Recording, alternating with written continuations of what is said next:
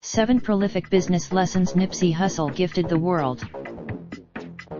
In 2018, before he dropped his Grammy-nominated and arguably the best album of the decade, Victory Lap, I sat with him to chop up life, music, and his legacy. We met at his latest. Nip was a business-savvy musical genius who gave back to his community in big ways. The world will note, Nipsey was never one to stop learning. Maybe he built his. Nipsey saw success because he was willing to do any work, no matter how menial it may have seemed at the time. Even as he soared, he swept the floors of his own studio. Starting out, my thing is that I don't give no person that much power over my path that I am walking. Not one person. Entrepreneurs know the importance of networking and making connections. For some, I never wanted to alienate my brand for business.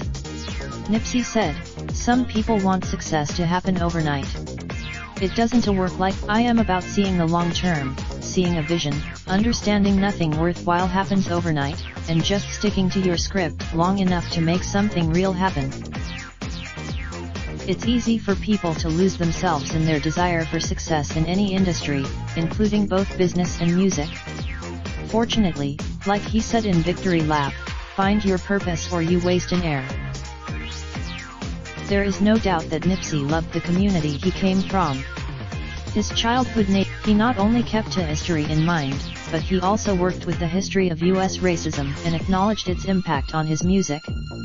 He doesn't forget, try to have more faith and less fear, try to express it to your peers. I am talking about dreams / better to do it and let it be seen, cause then it's so clear. Raindrop, drop top smoking, no cooking the hot pot. Fucking on your bitch, yeah, that. Looking up, open the park pot.